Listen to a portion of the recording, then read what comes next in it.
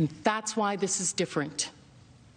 And that's why he must be convicted and disqualified.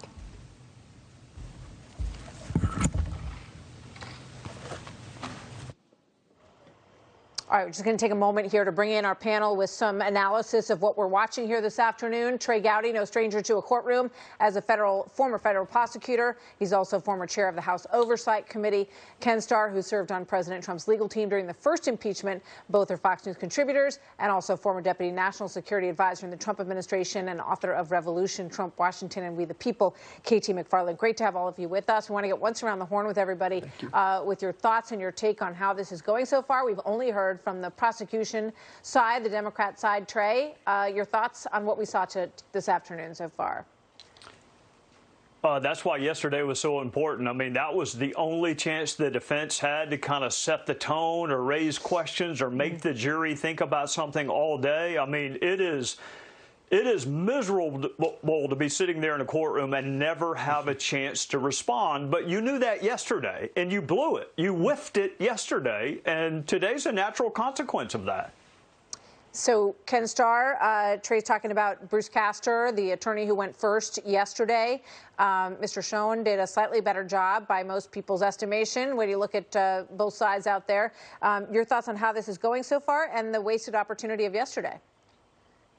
I don't think that opportunity was wasted. I know there's been a lot of criticism of the president's team. I actually thought David Schoen did a very fine job of doing what? Not talking about the facts, but talking about the unconstitutionality of this. And I think that is the better argument. So that was supposedly in the law. What the Democrats did, and they're doing it again today, is say this is just all about the facts. And they're attributing, very briefly, they're attributing all of the craziness and the illegality to President Trump.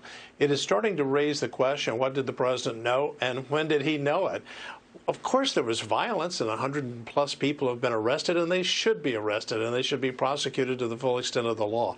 But what did the president do? What did he know? And so forth and so on. There's an attribution that he is responsible in this trial for anything that was done by anyone, even if they started, and we'll get, of course, to the defense, and we'll see the timeline and all that the ransacking of the Capitol, which is so unspeakably horrible, had begun before the president had even stopped speaking. So stay tuned. It is hard, as Trey said, to listen and not have the opportunity to, oh, may we be heard? No, you can't be heard now.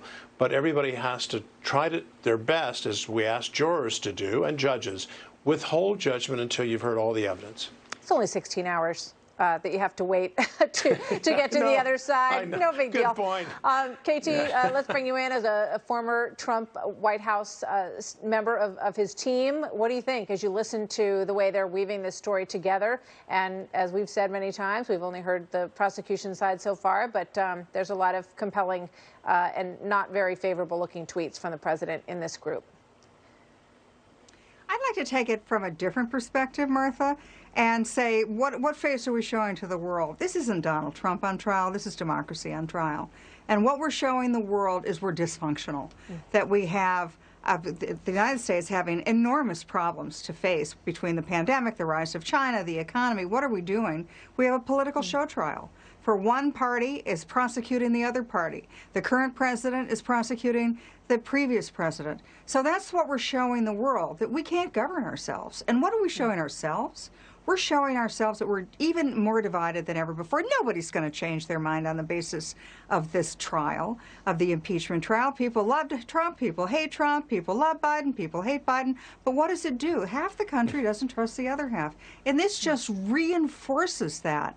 If Joe Biden really wanted to heal the country, Martha, he would say, enough already. I'm going to pardon Donald Trump and let's move on.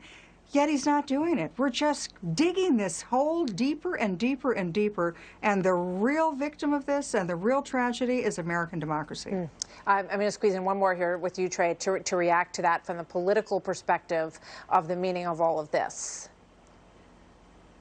Well, I am far less concerned what the rest of the world thinks about us than how we view ourselves. I think on the issue of the speech, it's probably going to be split because there are plenty of Democrats that have used hot rhetoric in the past. What's not split is the president's lawyers need to come up with a factual defense for what was he doing once he learned the siege began.